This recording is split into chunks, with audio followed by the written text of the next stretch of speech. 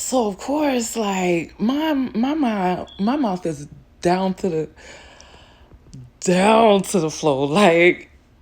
Because at first I didn't believe it. So I'm like, tell her, TTO, like, lies you tell. He doesn't even seem like he's like that. And if he is, like, no.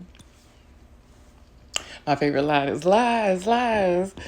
So she was like, yeah, like, and mind you, I forgot to say, Stacy/Steven's cousin was a female.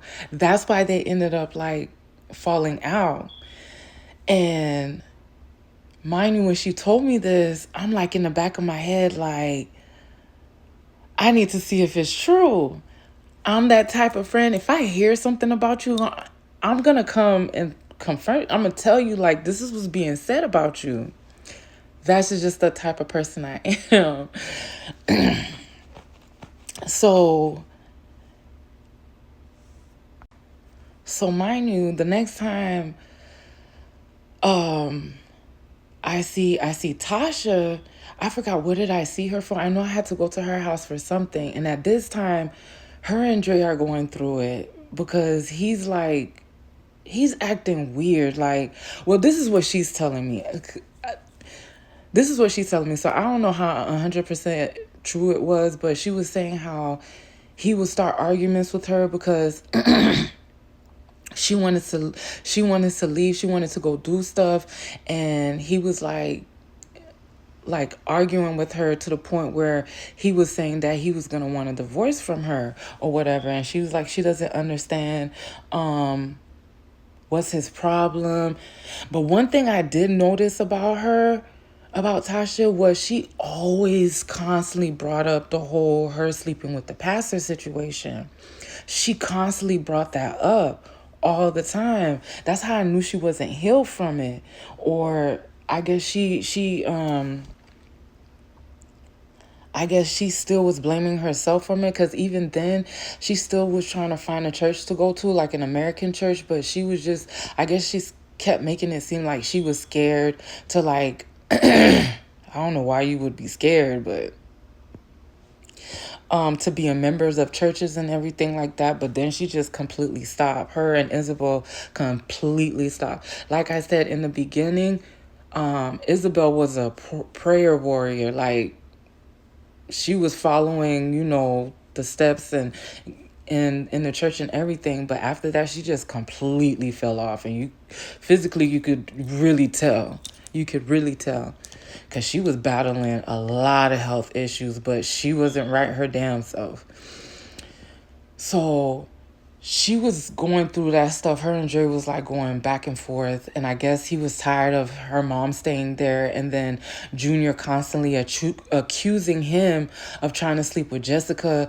And her and Junior was falling out too about the water bill. And then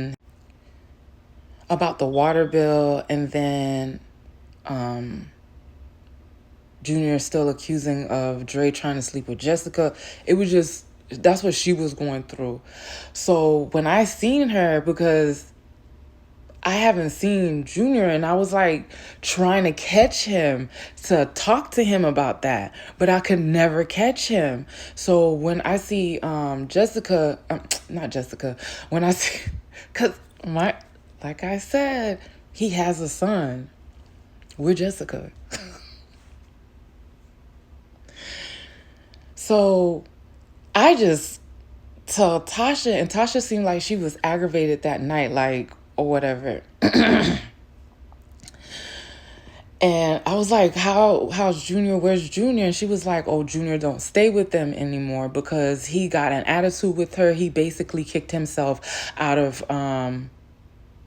her house because she kept asking for him to contribute to the water bill, and he wasn't.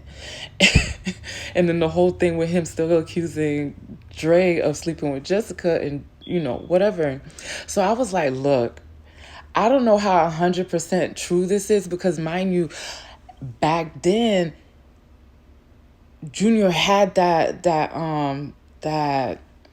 rumor going around at the job, because he worked there with other guys he was messing with, and then at the church. So their family already suspected something because they kept saying, like, why is Junior always hanging around these gay dudes? Like, is he gay or what's going on with him? But he would always constantly deny it. So I told Tasha, I'm like, look, I don't know how 100% true this is, but from what I heard, Junior had a down low boyfriend around the time like him and Jessica was together, or after Jessica had the baby, or whatever the case was. Because like I wasn't around them like that. I had just got into the relationship with the second person I had children with, so I wasn't around their family like that. But so I ended up telling her. So I told Tasha this. I'm like, there's something going on, or there's this guy that's saying like him and Junior had relations or whatever. And she was like catching attitude because she was already annoyed by Junior. So she was like, oh, I don't know how true it is. It might be true. I don't know. Who knows? Junior be doing whatever he wants to do, and he be disappearing all the time. That's what her exact words. So I left it at that. Like I said, I'm not even, that's her brother. They're the closest because they're birthday on the same day. They're the two youngest. So going back to my situation. So mind you, I'm closer to the end of the empowerment program, paying my bills. I'm saving up for the house. And now my caseworker from the empowerment program is telling me like, okay, now since I'm on the road to getting my house, there's another goal I need to accomplish. And I was like, well, I did want to go back to school because I wanted to go back to school to get certified as a coder, because in the hospital, if you code, you off rip get your starting hourly rate would be like $25. And that's what I was talking to my caseworker about. And I was like, well, since I'm getting this house, I know, and then by that time I wasn't getting child support either from both fathers. And I was like, $25 an hour would be like